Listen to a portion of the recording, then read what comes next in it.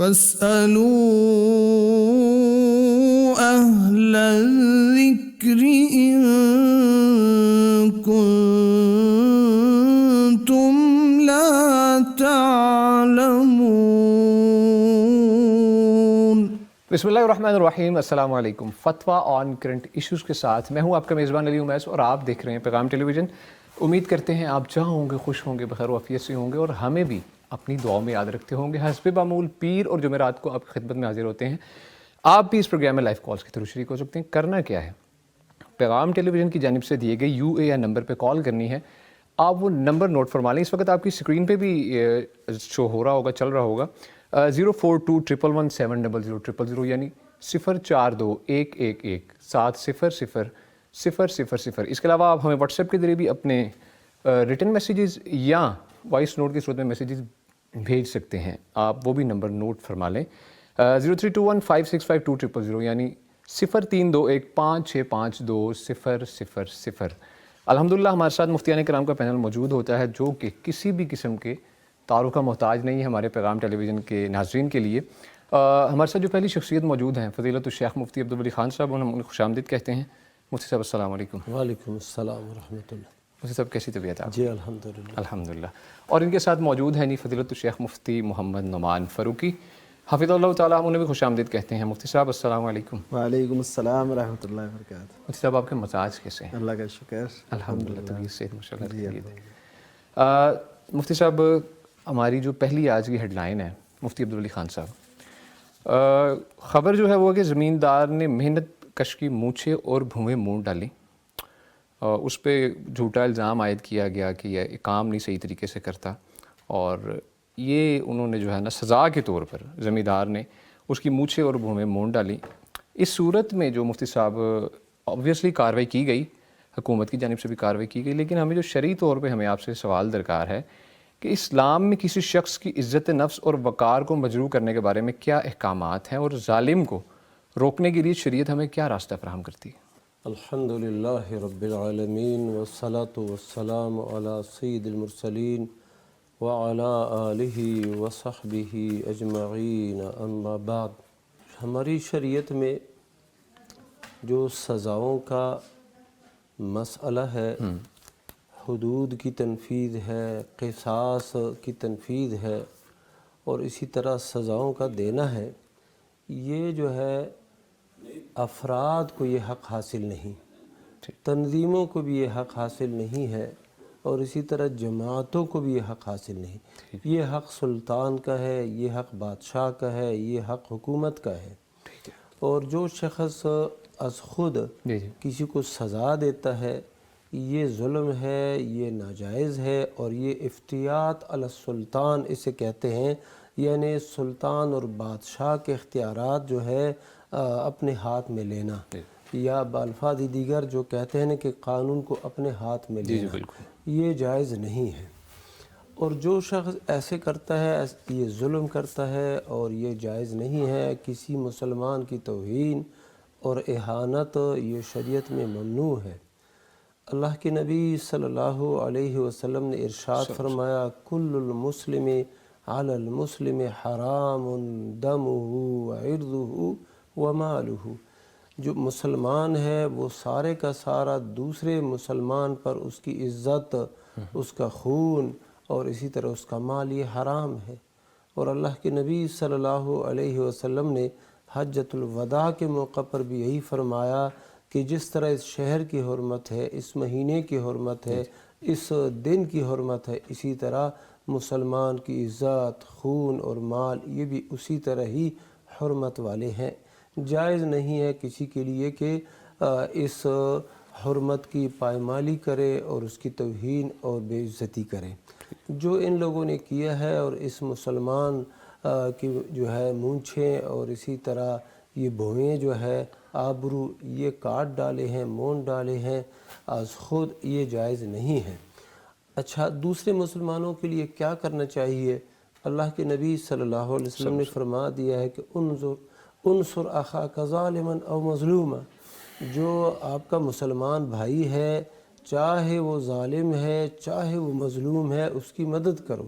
تو صحابہ نے کہا کہ اللہ کے رسول، ہمیں یہ تو معلوم ہے کہ ہمارا کوئی مسلمان بھائی مظلوم ہے تو ہم اس کی مدد کریں گے، ظلم سے اس کو چھڑائیں گے، لیکن ظالم کی مدد کیسی، وہ کیسے ہم کریں؟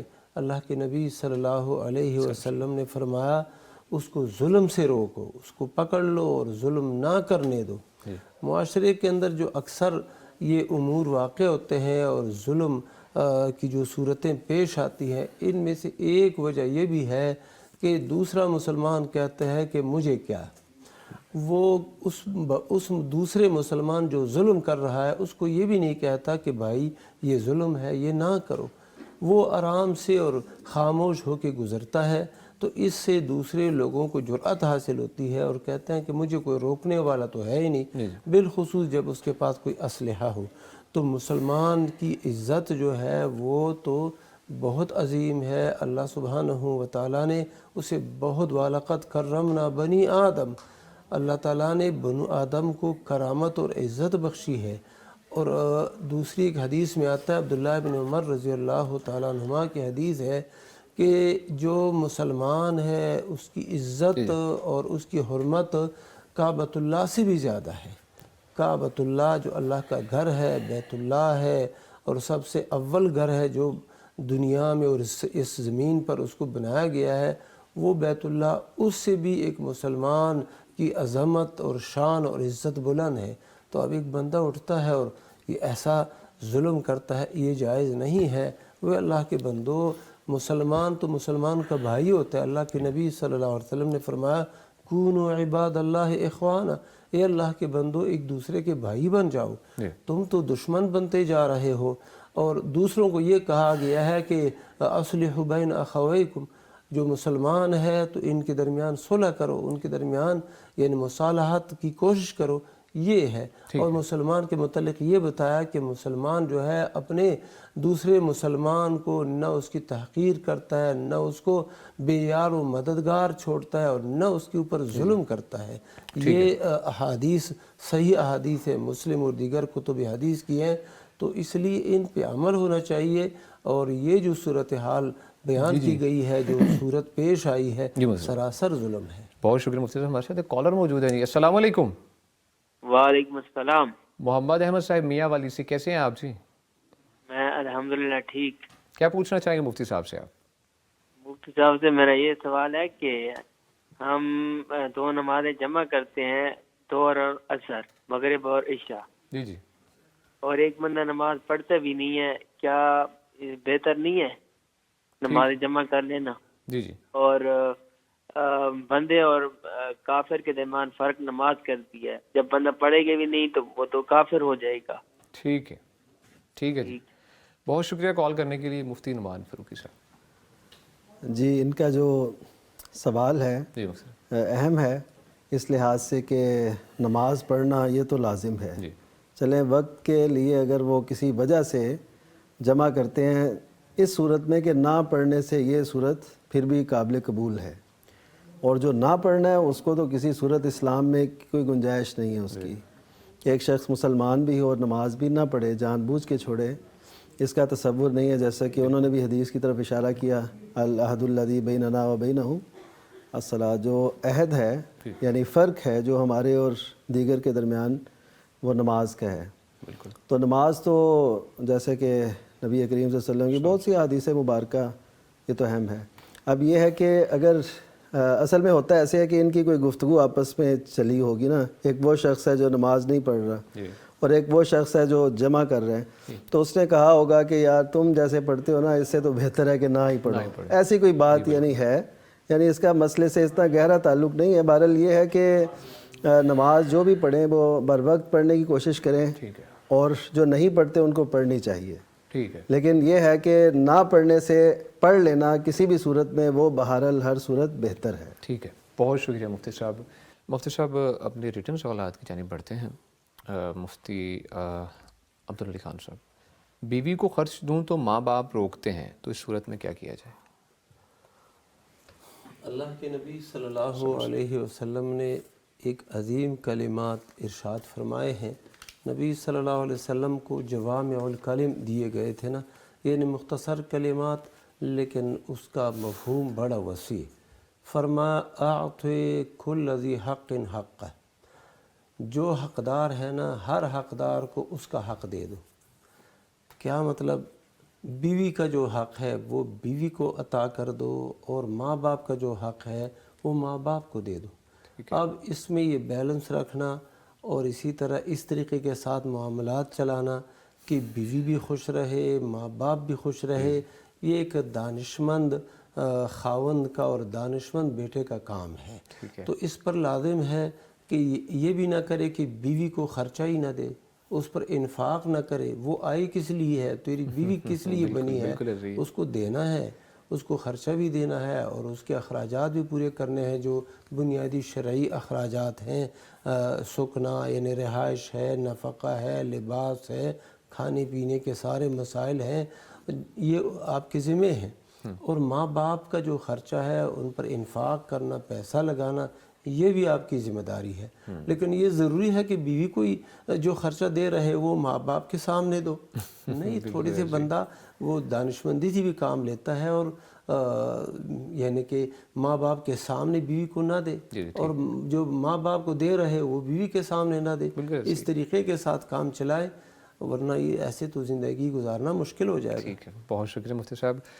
مفتی نعمان فاروقی صاحب، مفتی صاحب پوچھا گیا ہے کہ احرام کے بعد خوشبو والا لوشن لگا لیا ہے، اب کیا کرنا ہوگا؟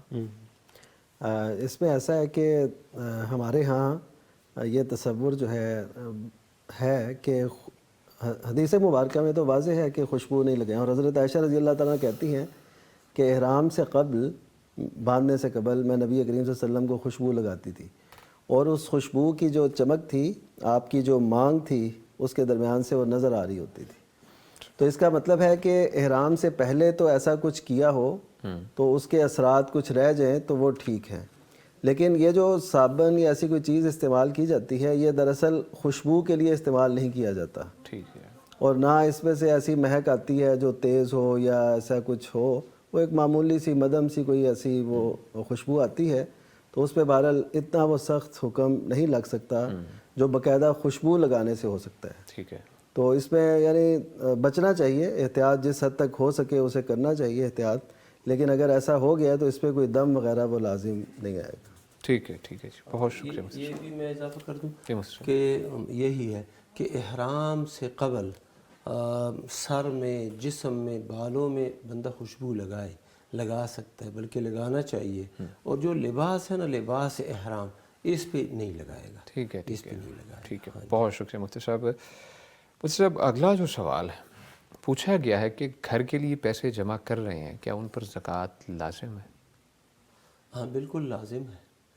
گھر کے لیے پیسے جمع کر رہے ہیں، ابھی گھر خریدا نہیں ہے، پلاٹ خریدا نہیں ہے، اور آپ کے پاس وہ لاکھوں کی جو ہے نا مقدار میں وہ پیسے جمع ہو گئے ہیں، تو آپ ان کی زکوٰۃ دے دیں. اور زکوٰۃ کا مطلب کیا ہے؟ زکوٰۃ کا مطلب ہے بڑھوتری اور اسی طرح نشو و نما اور پاکی. یعنی اس کے دینے سے وہ مال میں اضافہ ہی ہوگا، اس میں برکت آئے گی. اس میں اگر کوئی ایسی میل کچیل ہے اس کی صفائی ہو جائے گی. اور یہ ہے بھی کتنا، 1 لاکھ میں سال بعد، یہ ہر مہینے نہیں ہے، 6 ماہ بعد نہیں ہے، بلکہ 1 سال کے بعد جو ہے وہ کتنے پیسے دینے ہیں؟ 2500. 1 لاکھ کے پیچھے 2500. تو انشاءاللہ یہ 2500 دینے سے کوئی بے برکتی نہیں ہوگی، بلکہ برکت آئے گی.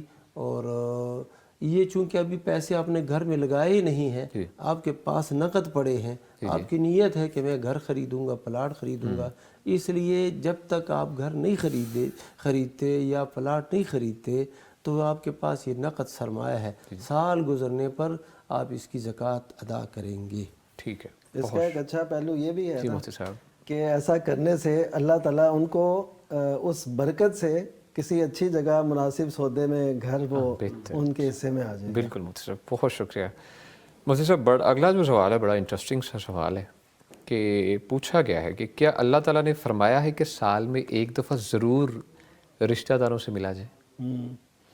اچھا، یہ ان باتوں میں سے ہے جو عوام میں مشہور ہوتی ہیں، ان کا قرآن سنت سے ایسا تعلق نہیں ہوتا. تو اصل میں یہ کئی لوگ اپنے معاشرتی طور پہ رشتہ داریوں کو نبھانے کے لیے یہ مناسب سمجھتے ہیں کہ سال میں کم از کم ایک دفعہ ضرور جایا جائے.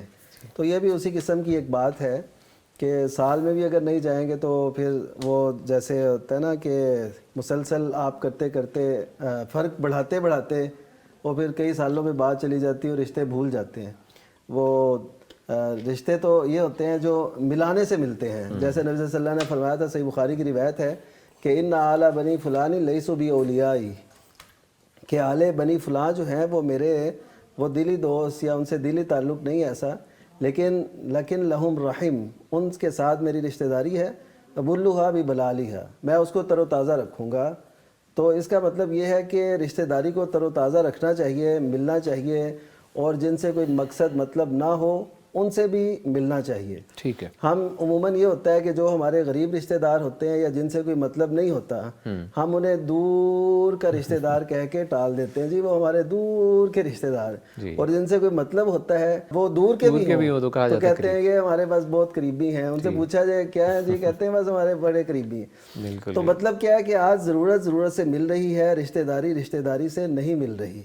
تو صلہ رحمی یہ ہے کہ ہم کریں, لیکن ایسا کوئی تصور جو پابند کیا ہو یہ ہماری شریعت مطہرہ میں نہیں ہے کہ آپ سال میں ضرور چکر لگائیں. لیکن شریعت یہ ضرور کہتی ہے اپنے عزیز و اقارب سے ملیں. یہاں پہ ایک چھوٹی سی مثال میں عرض کروں, نبی کریم صلی اللہ علیہ وسلم نے جب آپ کے اوپر آیت مبارکہ اتری نا, وَأَنذِرْ عَشِيرَتَكَ الْأَقْرَبِينَ, کہ اپنے قریبی رشتہ داروں کو آپ ڈرائیں, متنبہ کریں, تو تب نبی کریم صلی اللہ علیہ وسلم نے فہر کی اولاد سے, فہر وہ ہے جو 10ویں نسل میں آپ صلی اللہ علیہ وسلم کے آبا میں سے ہیں, تو ان کی جتنی اولاد موجود تھی سب کو بلایا. اس سے پتہ چلتا ہے کہ رشتہ داری کا دائرہ جو ہے نا بڑا وسیع ہے. ٹھیک ہے. تو بڑے وسیع دائرے میں ہم جس سے مل سکیں زندگی میں اور کسی بھی موقع پہ, اور جو ہو سکے, اور خصوصاً جب ہم کسی شہر جائیں ہمارے عزیز ہوں تو ہوٹل کی بجائے ان کو پرائرٹی دیں. جیسے نبی کریم صلی اللہ علیہ وسلم قباء جاتے تھے تو اپنی رضائی عزیزہ ام حرام بنت ملحان کے ہاں ٹھہرتے تھے. تو اس کا مطلب ہے کہ عزیزوں کو پرائرٹی دینی چاہیے. ٹھیک ہے. اور جو شیخ صاحب نے ایک جو بات بیان فرمائی تو اس کہ کہا کہ ایک سال میں ملنا چاہیے, وہ ایک حدیث ہے, اور حدیث ثابت ہے کہ جس بندے نے اپنے مسلمان کے ساتھ ترک تعلق کیا سنتاً, پورا ایک سال, تو یہ کیا ہے کہ صف کے دم ہی, یہ ایسا ہی جیسے کہ اس کے خون کو بہا لیا جائے, یعنی اس کے قتل کی طرح یہ ہے. تو وہ اس بنیاد پر کسی نے کہہ دیا ہے کہ سال کے اندر اندر تو جانا چاہیے ورنہ بڑے جرم کے مرتکب ہو جاؤ گے. بہر صورت صلہ رحمی لازم ہے, اور اس میں یہ تحدید نہیں ہے کہ مہینے بعد یا سال بعد, نہیں, ہر وقت یہ کام ہونا چاہیے. اور اس کی مختلف صورتیں ہیں, آپ فون کریں, کہیں پر ملاقات کے لیے جائیں, وغیرہ وغیرہ. ٹھیک, بہت شکریہ مفتی صاحب. ہمارے ساتھ ایک کالر موجود ہیں ابھی. السلام علیکم. وعلیکم السلام. عروہ قاسم صاحبہ ہیں جلال پور سے, کیا پوچھنا چاہیں گے مفتی صاحب سے آپ؟ میرا سوال یہ ہے کہ عورتوں کا قبرستان پر جانا جائز ہے کہ نہیں, قرآن و حدیث کی روشنی سے بتائیں. ٹھیک ہے جی, بہت شکریہ کال کرنے کے لیے. مفتی عبدالبری خان صاحب. یہ عورتوں کا قبرستان میں جانا, کوئی رشتہ دار فوت ہوا ہے ان کے قبر پہ جانا, یہ جائز ہے, لیکن جو بات ممنوع ہے وہ کثرت کے ساتھ جانا. اللہ کے نبی صلی اللہ علیہ وسلم کی حدیث ہے, اور وہ حدیث ثابت ہے, وہ ہے کہ لعن اللہ زوارات القبور, اللہ کی لعنت ہے ان عورتوں پر جو کثرت کے ساتھ قبروں کو جاتی ہے, یعنی زیارت القبور کثرت کے ساتھ کرتی ہیں, ان پہ لعنت ہے. کبھی کبھار جائے تو اس کی نا جواز ہے, اس کا جواز ہے اور ممانعت نہیں ہے. ام المومنین عائشہ رضی اللہ تعالیٰ عنہا نے اللہ کے نبی صلی اللہ علیہ وسلم سے پوچھا میں قبرستان جاؤں تو کون سی دعا پڑھوں, تو اللہ کے نبی صلی اللہ علیہ وسلم نے ان کو دعا سکھائی. تو اس سے کیا معلوم ہوتا ہے کہ یہ گنجائش ہے. ام المومنین عائشہ رضی اللہ تعالیٰ عنہا کے بھائی وہ فوت ہو گئے تھے, عبد الرحمن بن ابی بکر, تو یہ ان کی قبر پہ گئی اور کہا کہ اگر میں جو ہے نا حاضر ہوتی, پہلے حاضر ہوئی ہوتی تو اب نہ آتی, لیکن پہلے حاضر نہیں ہوئی ہوتی تو اس لیے اب میں حاضر ہو گئی ہوں. تو اس کی گنجائش ہے. وہ ایک جو عورت تھی قبرستان میں بیٹھی ہوئی تھی, اور رو رہی تھی۔ اللہ کے نبی صلی اللہ علیہ وسلم نے اس سے کہا کہ نہ رو۔ اس نے کہا آپ کو کیا پتہ مجھے کیا مصیبت پہنچی ہے۔ تو وہ پھر نبی صلی اللہ علیہ وسلم چلے گئے کہ اب یہ مصیبت زدہ ہے، اس کو مزید سمجھانا اب ممکن نہیں۔ تو وہ گئے، پھر کسی نے بتایا یہ تو اللہ کے نبی صلی اللہ علیہ وسلم تھے۔ تو وہ خاتون آ گئی اور نبی صلی اللہ علیہ وسلم کے گھر کے، میں نے آپ کو پہچانا نہیں، میں اب صبر کرتی ہوں۔ تو آپ صلی اللہ علیہ وسلم نے فرمایا انما الصبر عند الصدمۃ الاولی، صدمے کے شروع میں صبر ہو وہ صبر ہے۔ تو آپ نے اس کو یہ نہیں منع کیا کہ قبر پہ کیوں آئی ہو، قبرستان کیوں آئی ہو، تو یہ اپنے اقارب وغیرہ کے قبور، اس لیے اس میں تو وہ تذکیر آخرت کی یاد دہانی نہیں ہوتی۔ ٹھیک ہے، بہت شکریہ مفتی صاحب۔ ناظرین انشاءاللہ آپ کی کالز اور سوالات کا سلسلہ جاری رہے گا، ملتے ہیں ایک چھوٹی سی بریک کے بعد۔ فاسألوا أهل الذكر إن كنتم لا تعلمون فاسألوا أهل الذكر إن كنتم لا تعلمون۔ ویلکم بیک جی، گفتگو کا سلسلہ آگے بڑھاتے ہیں۔ مفتی صاحب یوٹیوب کے کمنٹس کی جانب بڑھتے ہیں۔ مفتی عبدالولی خان صاحب، مفتی صاحب چیمہ ابرار صاحب ہیں، پوچھتے ہیں کہ السلام علیکم، سب سے پہلے تو السلام علیکم۔ لکھتے ہیں کہ چغل خوری کس کو کہتے ہیں؟ چغل خوری جو ہے عربی میں اس کو نمیمہ کہتے ہیں، اور جو کرنے والا ہوتا ہے اس کو نمام کہتے ہیں۔ نمیمہ کہتے ہیں ایک بندے کی بات دوسرے کے پاس فساد کی نیت سے، خرابی ڈالنے کی نیت سے لے جانا، اس کو کہتے ہیں نمیمہ، اس کو کہتے ہیں چغل خوری۔ یعنی ایک بندے نے بات کہی، وہ بات درست ہے نادرست ہے جو بھی ہے، دوسرے بندے کے پاس اس کو یہ لے کے جا رہا ہے کہ یہ اس کو بتا دے گا، اور دونوں کے درمیان فساد برپا ہو جائے گا اور دونوں کے درمیان خرابی اور دشمنی شروع ہو جائے گی، اس کو کہتے ہیں نمیمہ، اس کو چغل خوری کہتے ہیں۔ اور اس نیت سے جو بندہ کام کرتا ہے، اللہ کے نبی صلی اللہ علیہ وسلم نے فرمایا کہ لا يدخل الجنت نمام، جو نمام ہے، چغل خور ہے، یہ جنت میں نہیں جائے گا، اور یہ بہت بڑا جرم ہے۔ بعض اوقات ایک چیز اسے ہم نمیمہ سمجھتے ہیں، چغل خوری سمجھتے ہیں، لیکن وہ چغل خوری کی تعریف میں وہ چیز نہیں آتی۔ مثلا ایک بندہ ہے، اس کے اندر کوئی خرابی ہے، ہم اس کے والد کے پاس جا کے کہتے ہیں کہ آپ کے بچے میں نا یہ خرابی ہے، اس کی اصلاح کر دو، تو اب یہ فساد کی نیت سے یہ بات نہیں لے جائی گئی بلکہ اصلاح کی نیت سے، تو یہ ٹھیک ہے۔ یا جو ایک بڑا شخص ہے جس کا کوئی اثر ہے، تو اس کے پاس اس بات کو لے کے جایا جائے تو اسے بھی نمیمہ نہیں کہیں گے۔ بہت شکریہ مفتی صاحب۔ مفتی صاحب اس سے پہلے ہمارے ساتھ ایک کالر موجود ہیں لائیو جی۔ السلام علیکم۔ وعلیکم السلام، علی بیٹا کیا حال ہے؟ جی الحمدللہ، اللہ کا شکر ہے۔ کیا پوچھنا چاہیں گے آپ؟ مفتی صاحب کو بڑے مفتی کو سلام، چھوٹے مفتی کو سلام۔ وعلیکم السلام۔ مجھے شک ہوتا ہے کہ میرے بھائی کو ساتھ اٹھا کے نا ولی صاحب کو زیادہ مشکل سوال پوچھتے ہیں آپ، پھر ویسے ہے میرا۔ نہیں ایسا نہیں ہے، ہاں تو آپ دوسری جو بات بھی انشاءاللہ پوچھ میرا سکتی نا، ہیں کسی مفتی سے انشاءاللہ تعالی۔ اچھا وہ حقیقہ کیے تھے، چھوٹے بچے تھے میرے، 4 بچے تھے، چاروں کا حقیقہ کیا تھا، مجھے یاد ہے۔ ٹھیک ہے۔ ایک کا نا مجھے وہم تھا، میں نے کیا جانور کیے تھے مجھے یاد نہیں آ رہا تھا، اچھا تو میں نے اس کے دوبارہ 2 بکرے لے لیے بیٹے، چھوٹے بیٹے کے۔ ٹھیک ہے۔ وہ وسواسی کے نا پنجابی کہتے ہیں کہ دوبارہ ہانڈیاں سڑتی ہے، وہ میں نے 2 بکرے لیے، وہ ایک بکرے نے دانے کھا لیے گندم کے، وہ بیمار ہو گیا۔ وہ شام کو ہم نے 2 بکرے نا، وہ ایک بیمار اور ایک ٹھیک تھا، دونوں پھر حقیقے کر دیا۔ اب مجھے پھر میں پتہ نہیں وہ دانے کھائے تھے، بیمار تھا، وہ حقیقہ صحیح ہوا یا نہیں ہوا، اچھا جی، مفتی صاحب سے دوبارہ پوچھنا میرے۔ ٹھیک ہے جی، بہت شکریہ کال کرنے کے لیے۔ مفتی نعمان فاروقی صاحب، مفتی صاحب آپ نے سوال سنا ہے، جواب دیجیے گا۔ جی اصل میں ایسا ہے کہ جب کام کوئی کر لیا ہو نا، یعنی وہ جیسے انہوں نے پورا اہتمام کیا ہر بچے کے لیے، جی بالکل مفتی اور پورا اہتمام کرتی رہیں، اور جیسے وہ کہہ بھی رہی ہیں میں نے کیا ہے۔ اچھا کوئی کام کرنے کے بعد اگر کوئی خیال ایسا آئے نا تو وہ وسوسہ ہوتا ہے، بس آپ نے نماز پوری پڑھ لی، اس کے بعد کہیں پتہ نہیں میں نے سجدے کیے تھے نہیں کیے تھے یا سب کچھ، تو یہ ہوتا ہے وسوسہ، تو اس کی کوئی حیثیت نہیں ہوتی. ٹھیک ہے. تو اس کو تو اگر ان کے پیچھے چلیں گے نا پھر کسی بھی عبادت میں قرار نہیں آئے گا، ثبات نہیں ہوگا، وہ ہمیشہ شک و شبے میں عبادت رہے گی. تو یہ شریعت نے اس سے روکا ہے.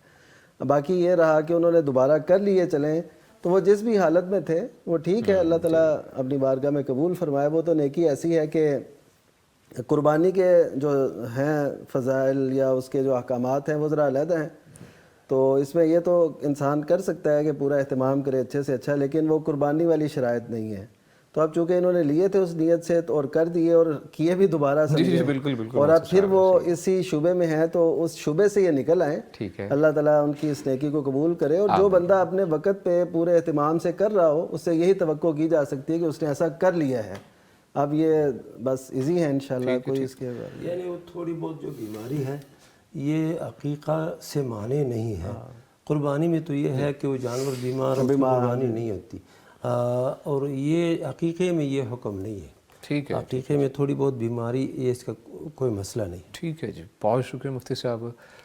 مفتی صاحب کمنٹ سیکشن بھی ہم ریڈ کر لیں، کیونکہ وہ بھی ہمارے لائیو کالرز کی ہی حیثیت رکھتے ہیں، لائیو ہی ہمیں دیکھ رہے ہوتے ہیں اور اپنے خیالات اور اپنے جذبات کا اظہار کرتے ہیں. نرگس صاحبہ لکھتے ہیں ماشاءاللہ پروگرام کو سراہ رہی ہیں، اور عزیر میاں صاحب ہیں وہ بھی لکھ رہے ہیں جی ماشاءاللہ بہت اچھا شو ہے جی، بہت خوب، سبحان اللہ. مفتی صاحب چیمہ ابرار صاحب جو ہیں وہ ایک اور انہوں نے سوال پوچھا ہے کہ وطر کیسے پڑھا جائے، مفتی نعمان فاروقی صاحب. جی وطر اصل میں کہتے ہیں طاق کو، جیسے دو رکعتیں ہم پڑھتے ہیں نا، تو وطر کا مطلب ہوتا ہے طاق، ایک رکعت. تو نبی کریم صلی اللہ علیہ وسلم نے ایک وطر کی بھی اجازت دی، 3 کی بھی، 5 کی بھی. تو خود نبی کریم صلی اللہ علیہ وسلم مختلف طریقوں سے اور مختلف وطر پڑھا کرتے تھے، جن میں 9 کی تعداد بھی آتی ہے، 11 کی بھی، 13 کی بھی، ایسے یعنی مختلف ہیں وہ. تو یہ صحیح طریقہ اس کا یہ ہے، اگر 3 عموماً لوگ 3 پڑھتے ہیں وطر، یعنی 1 اور 5 7 یہ کم ہے، زیادہ لوگ 3 وطر پڑھتے ہیں. اب 3 وطر جو پڑھنے ہیں اس کے 2 طریقے ہیں. ایک تو یہ کہ 2 رکعتیں علیحدہ پڑھیں، پہلی رکعت میں سورہ اعلیٰ اور دوسری میں کافرون، اور سلام پھیر دیں. ٹھیک ہے، یعنی پوری 2 رکعتیں پڑھ کے سلام پھیر دیں. اس کے بعد تیسری رکعت علیحدہ سے پڑھیں. ٹھیک ہے. اور پھر اس میں رکوع سے پہلے دعائے قنوت کریں، جسے قنوت وطر کہتے ہیں. جی اور اس کے بعد پھر آپ 1 رکعت وہ پوری کریں اور سلام پھیر دیں. اور اس کے بعد سبحان الملک القدوس، یعنی اللہ اکبر کی استغفر اللہ اکبر کی بجائے یا سبحان الملک القدوس، سبحان الملک القدوس، سبحان الملک القدوس یہ کہیں گے. اس طرح 3 وطر مکمل ہیں.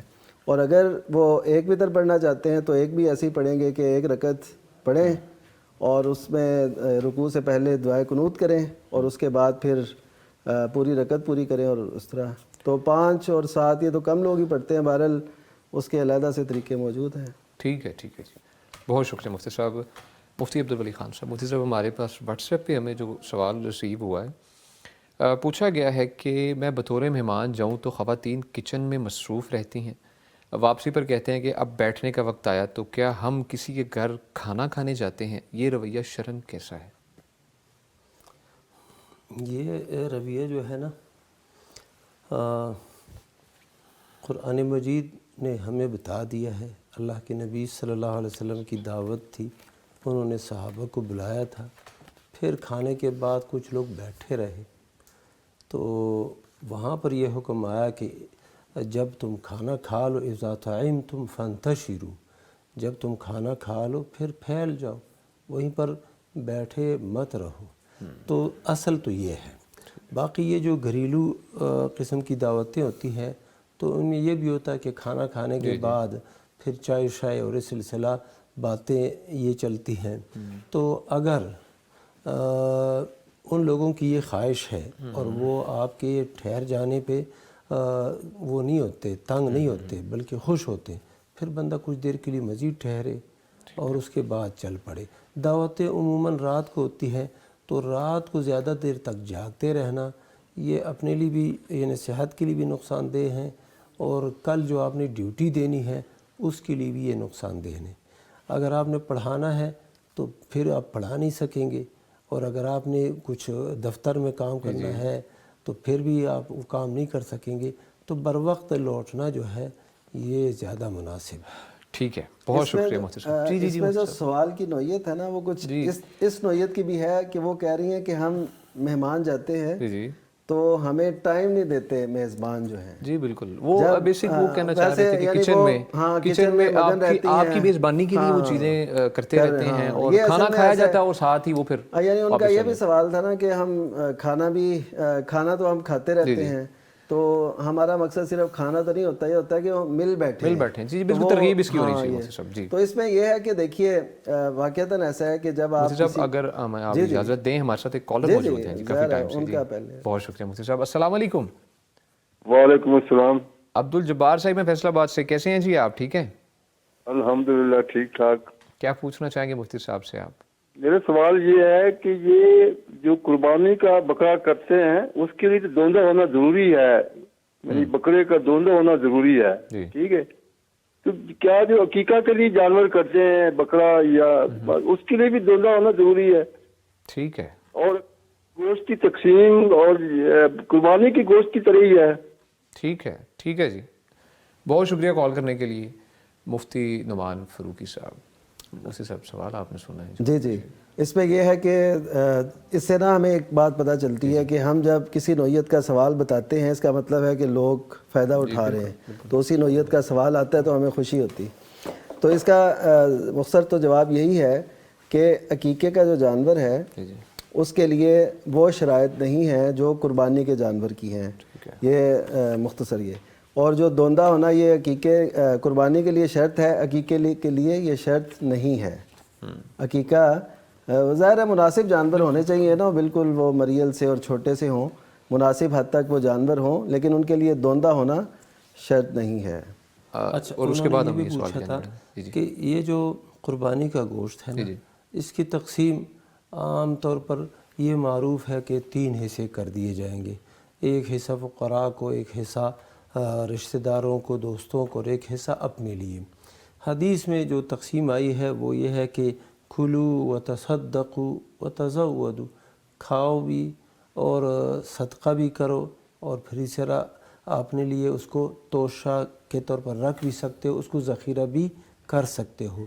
تو جو عقیقہ کا گوشت ہے اس کے اندر بھی یہی تقسیم جاری ہو تو کوئی حرج نہیں ہے۔ باقی یہ ہے کہ یہ عقیقہ ایک دعوت ہے، دعوت ہے تو اس میں اپنے اقارب دوستوں کو بلاؤ یا لوگوں کو ایسے ہی گوشت دے دو ان کے گھروں میں، اور یہ خوشی وہ بھی منائیں، آپ کی خوشی میں وہ بھی شریک ہو جائیں۔ ٹھیک ہے، ٹھیک ہے، ٹھیک ہے، ٹھیک ہے، بہت شکریہ مفتی صاحب۔ مفتی عبدالولی خان صاحب، مفتی صاحب اپنے ریٹن سوالات کی جانب پڑھتے ہیں۔ دبئی سے ایک بھائی نے ہم سے سوال پوچھا ہے، پوچھتے ہیں کہ عشاء کے لیے 5-6 منٹ کے لیے فارمیسی بند کی، اسی دوران باس آ گئے، انہوں نے مجھ سے پوچھا تو میں نے کہا کہ فرض کی ادائیگی میں آپ کا پابند نہیں ہوں۔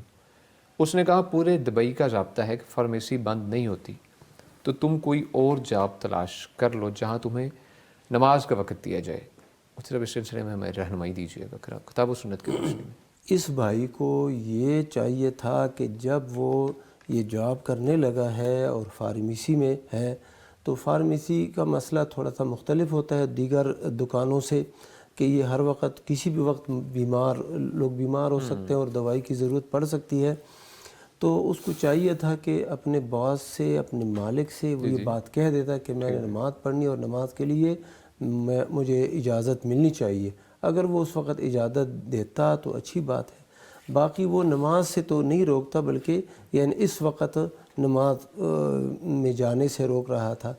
تو دوسری بات یہ ہے کہ مسجدیں ایک بھی نہیں ہوتی، کئی مساجد ہوتی ہیں، یہاں پر جماعت ہو رہی ہے، دوسری جگہ جماعت بعد میں ہو رہی ہے تو وہاں پر بندہ جائے، یا اپنی سیٹ پر کسی دوسرے شخص کو، قابل اعتماد شخص کو بندہ بٹھائے۔ عرب ممالک میں جو ہے نا وقت نماز کے اوقات ہیں وہ ایک ہی، ہر مساجد، تمام مساجد میں ایک ہی۔ پھر یہ پہلے سے بات طے کر لیتا تو پھر ٹھیک تھا۔ ٹھیک ہے، ٹھیک ہے جی، بہت شکریہ مفتی صاحب۔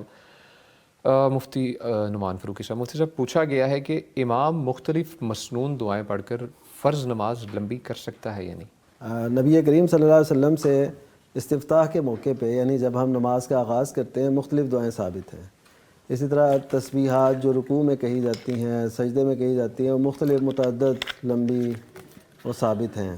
اسی طرح آپ کا دعا کرنا یہ ثابت ہے، لیکن یہ ہے انفرادی نمازوں کے اندر. جہاں تک فرض نماز کا تعلق ہے تو اس میں نبی کریم صلی اللہ علیہ وسلم نے قرات لمبی کرنے سے بھی منع فرمایا ہے. قرات جو نماز کا سب سے بنیادی حصہ ہے، کیونکہ اِنَّ قرآن الفجر کان مشہودا، یعنی جو فجر میں قرآن مجید پڑھا جاتا ہے اس پہ فرشتے حاضر ہوتے ہیں. لیکن قرات سب سے اہم حصہ ہے نماز کا، تو اس میں بھی نبی کریم صلی اللہ علیہ وسلم نے فرمایا تھا. سیدنا معاذ بن جبل رضی اللہ تعالیٰ عنہ، آپ دیکھیے کہ ایک طرح نبی کریم صلی اللہ علیہ وسلم ان کے متعلق یہ فرما رہے ہیں کہ قرآن مجید ان سے سیکھو. جو نام لیے آپ نے ان میں سے معاذ بن جبل بھی ہیں، یعنی اتنے اچھے وہ قاری تھے. لیکن دوسری طرف ان کے بارے میں شکایت ہوئی. ایک شخص تھا، اصل میں وہ دیر سے آیا رات کے وقت، صبح سے وہ یہ اونٹ پہ پانی لانے لے جانے کا کام کرتے تھے، تو وہ تھک ہار کے آئے تو نماز ہو رہی، تو انہوں نے کہا چلو نماز پڑھ لیں. تو انہوں نے نماز پڑھی تو انہوں نے بہت لمبی قرات کی، سورہ بقرہ پڑھی اور اس کے بعد تو وہ لمبی تھی قرات. تو وہ نماز چھوڑ کے نا تو چلے گئے، اپنی نماز پڑھی اور چلے گئے. پھر نبی صلی اللہ علیہ وسلم کی خدمت میں یہ مسئلہ رکھا گیا تو آپ نے حضرت معاذ بن جبل کو بھی بلا لیا. تو پھر حضرت معاذ رضی اللہ تعالیٰ عنہ سے کہا کہ افتان انت یا معاذ، کیا معاذ تم فتنہ چاہتے ہو، یعنی ان لوگوں کے اندر انتشار چاہتے ہو. پھر آپ نے فرمایا کہ جب تم نماز پڑھاؤ تو اس بات کا خیال رکھو کہ اس میں کمزور بھی ہیں، اس میں ناتواں بھی ہیں، مریض بھی ہیں، تو ایسے لوگوں کا تم نے خیال رکھنا ہے. اور ایک حدیث میں یہ بھی ہے وقتدی باضعفہم، کہ سب سے جو کمزور شخص ہے نا اس کا تم نے خیال رکھنا ہے. کیونکہ کوئی ذل حاجت ہو سکتا ہے، کسی کو کوئی حاجت ہو، جیسے آج کل تو زیادہ تیز زمانہ ہے کہ کوئی ٹائمنگ سیٹ ہوتی ہے، کہیں ٹکٹ کرائی ہوتی ہے، کہیں پہ پہنچنا ہوتا ہے، کہیں پہ جانا ہوتا ہے. تو آج کل ضرور اس بات کا خیال رکھنا چاہیے. لیکن اختصار اتنا بھی نہ ہو جیسے ابھی یہ دبئی والے سوال میں تھا کہ 5-6 منٹ کے لیے عشاء کی نماز کے لیے بند کی فارمیسی. تو یہ اتنی جلدی نماز بھی نہ ہو. پر وہ تو انفرادی تھی، نماز میں تناسب بھی ہونا چاہیے، لیکن یہ ہے کہ امام کو چاہیے کہ وہ کمزوروں کا خیال رکھے اور اس طرح نماز کو ذرا مختصر کرائے جب وہ جماعت کرا رہا ہے. اور حدیث میں بھی آتا ہے اکیلے پڑھ رہے ہیں تو جتنی مرضی پڑھیں، لیکن اگر وہ پڑھ رہے ہیں، جماعت کرا رہے ہیں، تو پھر ان کو اختصار کا خیال رکھنا چاہیے. بہت شکریہ مفتی صاحب.